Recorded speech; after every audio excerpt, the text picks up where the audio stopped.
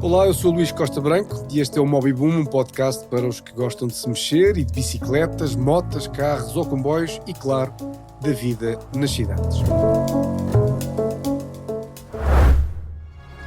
Com a Quinto, a mobilidade é simples, sustentável e feita à sua medida.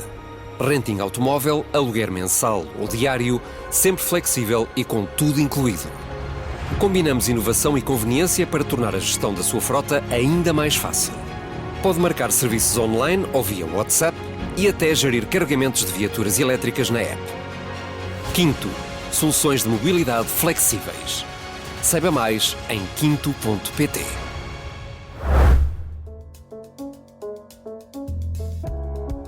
Esta semana tenho comigo Rita Castelo Branco, arquiteta, urbanista e especialista em mobilidade.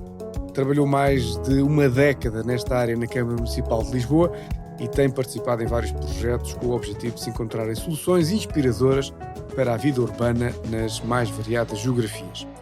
O tema deste episódio é como se mudam as rotinas de mobilidade. Rita, bem-vinda. A mudança não é nada fácil. Olá, Luís, bom dia e obrigada e louvo esta iniciativa. Antes de mais, não é fácil, mas é possível e é um caminho que todas as cidades têm vindo a trilhar e, portanto, nós sabemos bastante bem o que é que temos que fazer e, portanto, não é preciso estarmos aqui a descobrir caminhos novos e podemos sempre encontrar inspiração noutros lugares. Para mudar as rotinas, eu acho que essencialmente temos que trabalhar a 13 escalas que têm todas elas que estar coordenadas e serem coerentes. Desde logo uma noção de que as políticas em termos de escala nacional ou mais que vêm do governo têm que ajudar também, portanto nós temos que ter políticas coerentes e muitas vezes também não é isso que se verifica. Depois a questão da escala metropolitana e depois, claro, a própria escala de proximidade das nossas ruas, das nossas cidades e dos espaços mais pequenos onde nós nos deslocamos. Posso falar um bocadinho sobre cada uma destas escalas, se quiser? Antes de ir às causas e ao mais concreto, eu fiquei com uma ideia de que a pandemia e toda essa pausa nas nossas vidas nos levou a olhar para as cidades de outra forma e nos levou, alguns, a equacionar outras formas de nos mexermos. Teve continuidade essa reflexão ou não? Acho que não teve muita. Eu acho que todos nós estivemos aqui, quer dizer, dentro do drama que foi, do complicado que foi. Acho que também houve de alguma maneira uma esperança de que fosse também um alerta e que todos nós tivemos a possibilidade de ver outras coisas, não é? E uma das coisas que nós temos possibilidade de valorizar foi o contacto humano, foi a proximidade e foi também ver as nossas cidades vazias, pronto, com tudo aquilo que um bocadinho distópico isso tem, mas ao mesmo tempo de perceber que uma cidade sem carros ou com muito menos carros é de facto um sítio muito mais silencioso e prazeroso. em que diga? Prazeroso e que em última análise é um sítio onde nós todos poderíamos muito facilmente andar a pé, as crianças podem ser mais livres, nós todos poderíamos muito mais facilmente andar de bicicleta, sem termos que ser bravos e corajosos. As crianças poderiam ir numa cidade com muito menos carros, as crianças poderiam ter muito mais autonomia e os transportes públicos fluem e, portanto, nós hoje em dia se calhar muitas vezes não queremos andar de transportes públicos porque eles também não são satisfatórios, mas numa cidade com muito menos carros eles também seriam capazes de prestar muito melhor serviço. Dado esse exemplo tão impactante, porque é que a mudança não ocorre e quais são as principais dificuldades para essa mudança, na sua opinião? Acho que nos esquecemos rapidamente dessa experiência e eu na altura, por acaso na pandemia, tinha muito esta ideia de que a cidade era um lugar, Lisboa neste caso, onde todos os dias entravam 360 mil elefantes de lata. Pronto, era um bocado o que eu nessa altura da pandemia sentia. E portanto é como se nós escancarássemos a porta e entrasse algo que é efetivamente muito agressivo quando comparado com a escala humana, com a nossa escala, não é? Pois, acho que nos esquecemos e infelizmente o caminho que o mundo está a tomar não parece ser também esse o mais promissor, que na altura parecia que, e houve de facto um esforço enorme, de repente o mundo estava todo junto num combate único, e essa ideia deveria ter prosperado também para as alterações climáticas, e na verdade neste momento estamos todos mais empenhados em lutarmos uns contra os outros e menos em lutarmos contra esta ameaça comum, que é de facto as alterações climáticas. Mas voltando ao foco, nós temos políticas neste momento de escala nacional que são bastante incoerentes umas com as outras e que dificultam muito este caminho para uma mobilidade mais sustentável. Por exemplo, A habitação, desde logo, e é impossível falar de mobilidade sem falarmos da habitação, e as pessoas estão a ter cada vez mais dificuldade em viver nos sítios onde trabalham. E as políticas que vêm sendo tomadas não estão a facilitar isso, muito pelo contrário. Há aqui uma aposta até, e houve, não sei se lembra agora, há cerca de 6 meses, um debate sobre a alteração daquilo que ficou conhecido como a lei dos solos, embora não fosse, mas para se construir habitação em solo rústico, ou seja, nós depois de muitos anos em que se advogou e se advoga pela cidade compacta, nós estamos outra vez a falar em construir em solos rústicos e voltar a apostar na cidade dispersa. E obviamente é muito difícil nós termos boas mobilidades em cidades dispersas, e aquilo que as pessoas fazem é fugir do centro, porque não conseguem fugir, são expulsas, não conseguem lá viver, nos sítios onde lhes conviria no seu dia-a-dia, mas também de alguma maneira fugir até dos transportes, porque mesmo que se morar em Sintra ou na Amadora, a sua casa é mais cara se estiver perto de uma estação de comboios do que se estiver num sítio que é muito mais inacessível. E portanto a tendência é um bocadinho andar a fugir das facilidades, das comodidades de transporte, e depois queremos que o transporte vá atrás delas.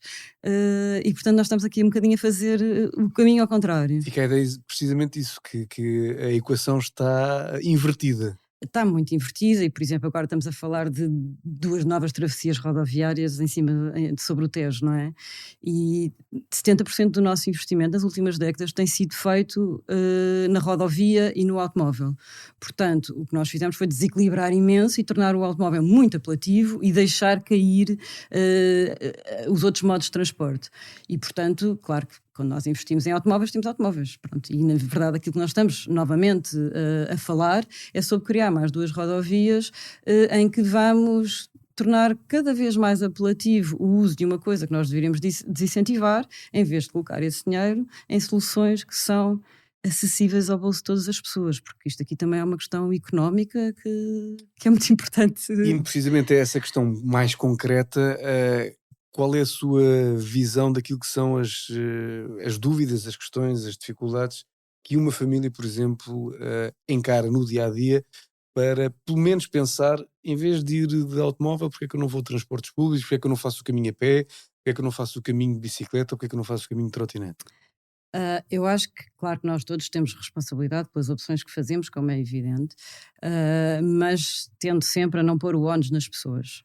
Ou seja, eu Apesar acho... de reconhecer que há algum Claro que há, comodismo. sim, claro que há algo que nós podemos fazer e nós todos temos que ser responsáveis das nossas opções. Portanto, dizendo isso, eu acho que o principal é aquilo que o meio à nossa volta nos comunica. E se for, por exemplo, falar em países nórdicos, percebe que eles dizem sempre uma coisa que é eu ando de bicicleta ou de outra coisa qualquer, porque é a maneira mais fácil de eu chegar ao meu trabalho ou ao sítio onde eu quero ir.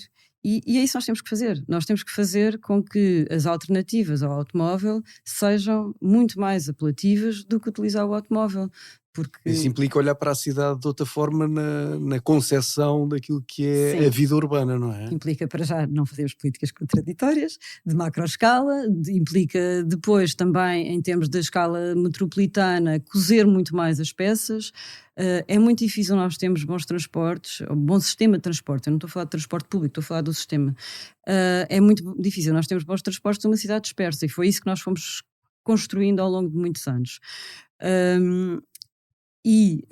Uma das coisas que é preciso também fazer é melhorar muito a acessibilidade aos transportes públicos que já temos, aos transportes públicos de massas. Ou seja, nós neste momento sabemos que, por exemplo, na área metropolitana de Lisboa temos sempre cerca de 25% das pessoas, portanto famílias e empregos, servidos pela linha ferroviária. Estações de comboio. Pronto. Se nós ligarmos essas estações e criarmos muito boa rede ciclável em todas estas áreas, aumentamos o raio de captação de uma estação de 5 km para 80 km². É brutal a diferença. Ou seja, isto para dizer... É um exercício simples, é pôr estações de bicicletas à porta das estações de comboios, digamos assim. Numa perspectiva estações redutora. e rede ciclável, Sim, claro. porque o que acontece é que muitos destes territórios, portanto estou a falar agora na escala metropolitana, muitos destes territórios não é só não ser cómodo, às vezes é mesmo, diria, quase impossível ir a pé para uma estação de comboios, a pé ou de bicicleta ou o que for, às vezes é mesmo quase impossível ir para uma estação que está a 1 km, a 1,5 km, porque o caminho para lá chegar é com vias rápidas, é super hostil. E portanto, isto para dizer, 10 minutos de bicicleta, uma pessoa consegue ir muito longe, quer dizer, 5 km, uma coisa deste género. E se nós conseguirmos, claro que ninguém aqui está a dizer que toda a gente vai andar de bicicleta, Claro. Atenção, o que nós queremos é criar muito mais soluções para que as pessoas possam optar. E adaptadas às necessidades de cada um. De cada um. Agora, a verdade é que a bicicleta é, de facto, um meio de transporte super eficiente neste género de distâncias de 5 km, muito rápido. É um transporte individual e que faz com que nós não tenhamos que depender de outra coisa, de coisa nenhuma. E, portanto, não temos aquela última milha para chegar, se calhar, do comboio até casa, que muitas vezes depois está sujeita a autocarros que passam poucos, porque são territórios dispersos, etc.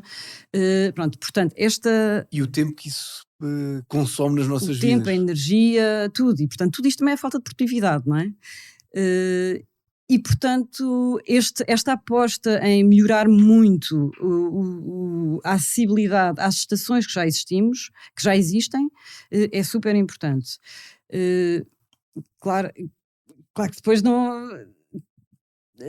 temos, de facto, que melhorar e depois, claro que temos também que ter muito mais carruagens, mais frequência, etc. E não estou a dizer, horários, etc. Claro, e não estou a dizer, naturalmente, que não são precisas também novos modos de transporte, depois a fazer determinadas ligações que são essenciais na área metropolitana. Mas, em última análise, se nós conseguíssemos melhorar muito a frequência, a qualidade dos interfaces, etc., e a ligação dos interfaces existentes ao sítio onde as pessoas vivem, nós já estaríamos a mudar substancialmente as possibilidades. Falávamos há bocado de obstáculos, há muitos deles que são, obviamente, relacionados com a infraestrutura que as pessoas usam, mas também há muitos obstáculos mentais, não quero aqui sobrecarregar o individual, mas, por exemplo, às vezes basta a experiência de um dia a pessoa desafiar-se a si própria, em vez de ir de automóvel, porque é que eu não vou de comboio, apanho uma bicicleta e vou ao trabalho, e experimentar. Quando se experimenta, e esta barreira, Sim, é quase a arrebentação ali na praia, quando vamos à praia, mas esta barreira às vezes é determinante para as cabeças mudarem. às vezes seja porque de repente o carro foi para o mecânico e estamos sem carro durante uma semana, não é? Havia há um tempo uma iniciativa que era a Sexta-feira de Bicicleta, que incentivava as pessoas a um dia por semana a fazerem essa opção. E que tem impactos em ambiente, Tem muitos, saúde, etc. Se nós pensarmos... Basta um dia. Basta um dia. Se nós pensarmos que se calhar quem usa 5 vezes por semana passar a usar 4, de repente é 20% a menos de tráfego, certo? É incrível. Sim, quando se começa a fazer essa soma conta, e essas sim. Contas. Além de que o que eu acho, isto até é por experiência pessoal, eu acho que às tantas, quando começa a fazer isto, imagino que põe na sua cabeça, há dias com carro em que eu vou precisar mesmo e há dias sem carro. E depois às tantas, eventualmente vai começando a perceber que os dias com carro são cada vez menos e que se calhar há cada vez mais coisas que achava que não podia fazer sem carro e que afinal pode. Eu percebo porque faço isso. Pois, exato. E posso dizer que, e pronto, até há estudos vários neste sentido, que a bicicleta elétrica é uma ajuda importantíssima não tem nada a nesta ver transferência. com a tipologia das cidades. Lisboa é costuma ser apresentada como uma cidade quase impossível de andar de bicicleta, não é? As colinas obviamente que as elétricas ajudam muito. Mesmo para as populações mais idosas, as bicicletas elétricas, e não vou obviamente esquecer que têm um custo superior às convencionais, mas permitem um raio de ação, digamos, muito diferente. Sim. O que acontece depois é que há receio dos mais velhos, por exemplo, em usar as bicicletas porque têm receio da condução nas estradas. Não, claro que sim, mas se os mais novos fizerem isso, se aqueles que estão frescos e enxutos experimentarem, já ficamos todos muito a ganhar, Sim. Não vamos começar pelos mais claro, velhos. Evidente. O que acontecerá naturalmente é que se esta geração que agora está na flor da idade, se habituar a andar de bicicleta, naturalmente que aos 70 e aos 80 anos vai continuar a fazê-lo, porque é isso que acontece. E vai ter muito mais saúde quando chegar a essa idade. Nós temos níveis de sedentarismo, peço desculpa, Uhum. enormes, elevadíssimos. Somos dos povos que menos se mexe na Europa, e na verdade temos menos 15 anos de vida saudável.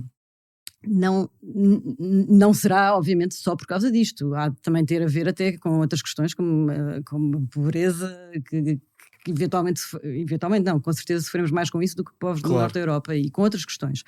Mas o sedentarismo é naturalmente um dos problemas que afeta a nossa saúde e até afeta o nosso isolamento, porque se nós dependemos do carro e depois deixamos de guiar e estamos em cidades ou em meios urbanos onde não conseguimos muito mover-nos, isso também contribui para o isolamento. E o isolamento, para os mais economicistas, isto depois também tem impacto nas contas, porque gasta-se mais em saúde e mais cuidados, etc. Tem imenso impacto na economia, e é isso que eu também venho muitas vezes dizendo, não só pela saúde, sim, porque nós estamos sempre a falar do SNS, mas estamos sempre a falar da doença, nunca estamos a falar de promover a saúde. Tem imenso impacto em termos de custos, a dispersão e tudo isto tem imenso impacto para os governos e para as autarquias. E depois tudo isto tem imenso impacto no bolso das famílias, de cada um de nós. Claro. Portanto, não é uma questão de deixarmos de poder ter carro, é uma questão de ser possível viver sem carro ou sem 2 carros com qualidade de vida. E a vida torna-se muito mais satisfatória quando se pode optar por essas formas. Não anular uma, mas optar. De escolher, claro, evidente. O que é que, Rita, para concluirmos, o que é que as empresas e autarquias, o Estado pode fazer para incentivar essa mobilidade? As autarquias podem fazer imensíssimo, portanto há muito que se decide na escala da rua e no sistema urbano, não é? Mas há bocado estávamos a falar porque é que nós optamos por uma coisa ou por outra. E o ambiente fala connosco, nós somos responsivos ao ambiente. Portanto, se neste momento, eu acho que aquilo que acontece é que nós temos muito uma cidade que nos diz, se puderes andar de carro, vai, porque isto é o mais fácil e 80% do espaço é para ti. E, portanto, se calhar o que temos que fazer é com que a cidade diga uma outra coisa. Não só temos bairros que sejam muito mais protegidos, começarmos gradualmente a conquistar algum desse espaço que está excessivamente alocado a um meio de transporte que, de facto, não é muito desejável, ou pelo menos não na proporção, e não é nada eficiente em meio urbano, não é? Portanto, não é nada desejável na proporção em que ele é usado, portanto, é um meio muito adequado para algumas coisas, mas muito pouco adequado para outras, e nós estamos a usá-lo mal. E, portanto, é de facto começar a redistribuir o espaço público para termos muito melhores passeios, e quando eu digo bons passeios, é mesmo bons passeios, não é passeios sofríveis. Temos rede ciclável que seja toda ela muito mais contínua, porque uma viagem de bicicleta do ponto A ao ponto B é tão boa ou tão má quanto o pior dos seus troços. Portanto, pode ter uma ciclovia que até vai da sua casa até ao seu trabalho, mas depois há ali de repente um nó que ninguém se atreveu a fazer ali uma rede ciclável e você não se atreve a ir de ponto A ao ponto B, e portanto aquele percurso é tão bom ou tão mau quanto a pior parte que você apanha dentro desse percurso, não é?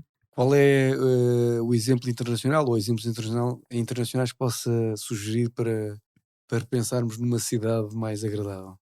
Bem, eu diria quase todos, mas neste momento aquilo que eu acho que podemos pôr os olhos, até porque é uma coisa recente, nós tendemos a achar que na Holanda sempre foi assim, não é verdade, mas a verdade é que eles têm vindo a fazer este caminho. Nos anos 70 estava cheio de carros, era um caos, estava exatamente cheio de carros e com crianças a ser atropeladas, etc. Portanto, houve depois uma mudança de paradigma aí.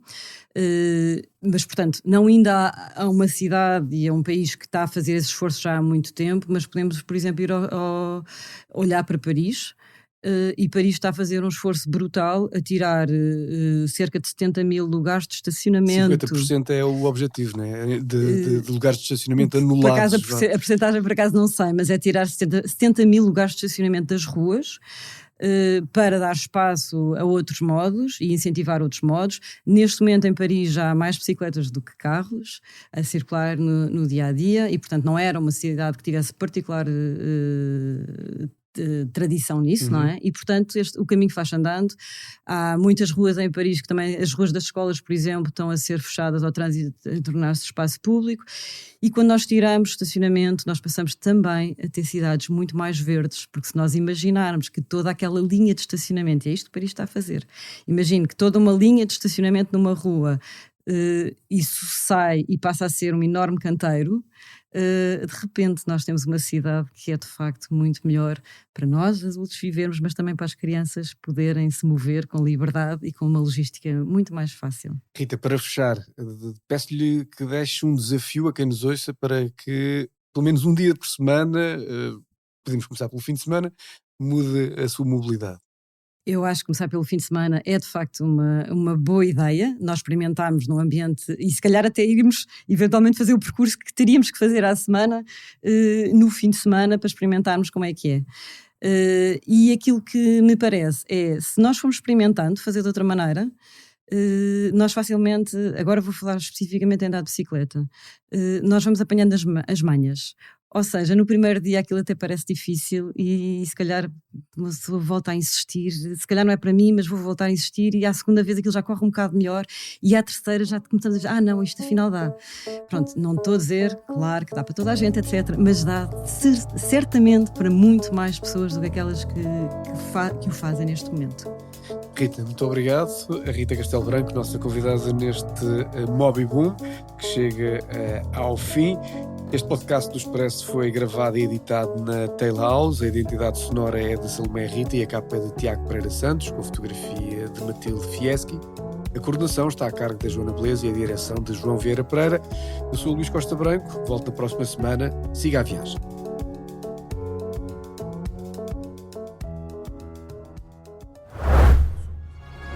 Com a Quinto, a mobilidade é simples, sustentável e feita à sua medida. Renting automóvel, aluguer mensal ou diário, sempre flexível e com tudo incluído. Combinamos inovação e conveniência para tornar a gestão da sua frota ainda mais fácil. Pode marcar serviços online ou via WhatsApp e até gerir carregamentos de viaturas elétricas na app. Quinto, soluções de mobilidade flexíveis. Saiba mais em quinto.pt.